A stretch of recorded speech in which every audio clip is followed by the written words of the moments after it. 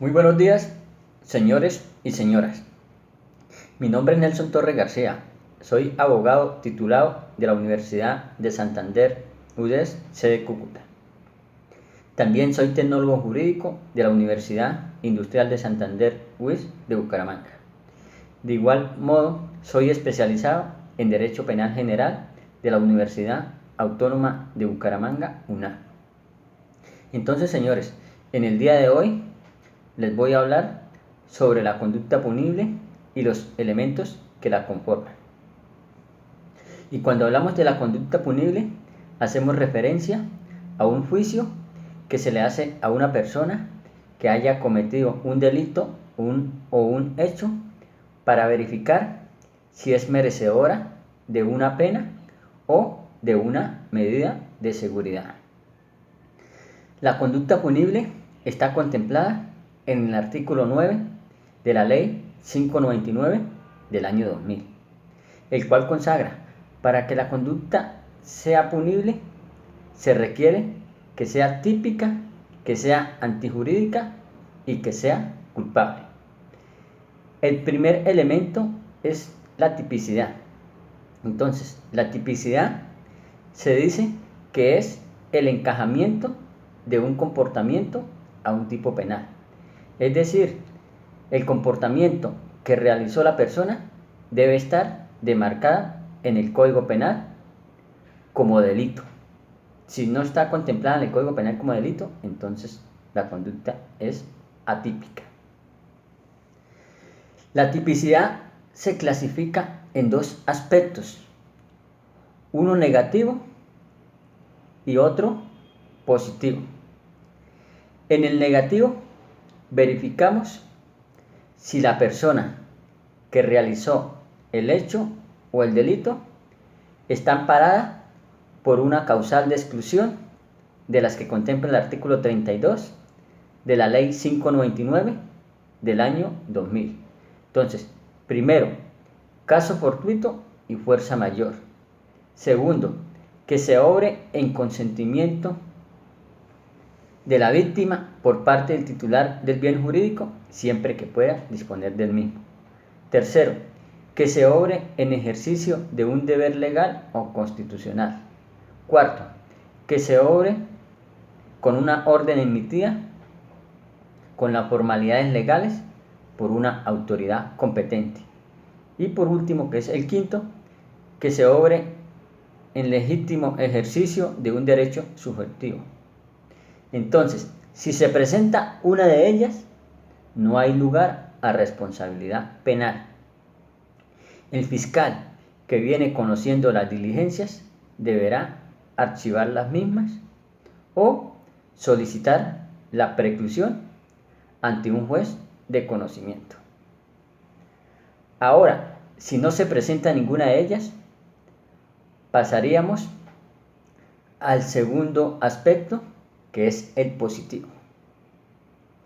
El positivo se clasifica en dos tipos: uno subjetivo y otro objetivo. En el subjetivo verificamos las modalidades de la conducta punible, es decir, qué intención tenía la persona en el momento de realizar el hecho, si lo realizó con dolo, si lo realizó con culpa o preterintención. Si lo realizó con uno de ellos, entonces la conducta es típica. Pasaríamos al segundo elemento, que es la antijuridicidad. La antijuridicidad está contemplada en el artículo 11 de la Ley 599 del año 2000, el cual consagra: para que la conducta sea antijurídica, se requiere que lesione o ponga en peligro un bien sin justa causa tutelado por la ley penal colombiana. Entonces, debe lesionar o poner en peligro. O puede ser que ponga en peligro, pero no lesione. El todo es que se reúna uno de ellos. La antijuridicidad se clasifica de dos formas: antijuridicidad material, que es la que acabé de mencionar anterior, y la formal, y la otra que es la formal.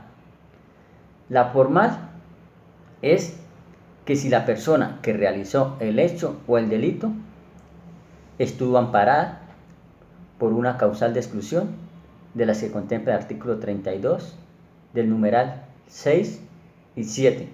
Es decir, si lo realizó con una legítima defensa o estado de necesidad, entonces la conducta podrá ser típica, pero no es antijurídica.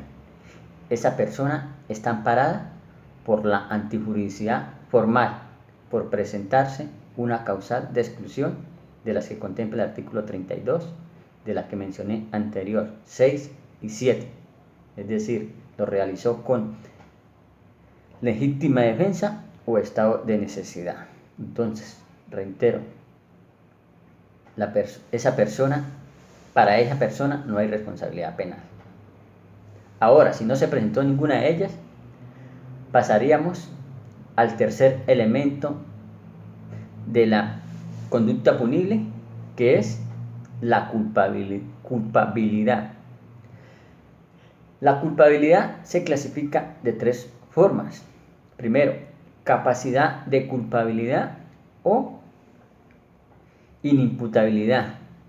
Segundo, conciencia de la antijuridicidad. Tercero, exigencia de la conducta diversa. Entonces, en la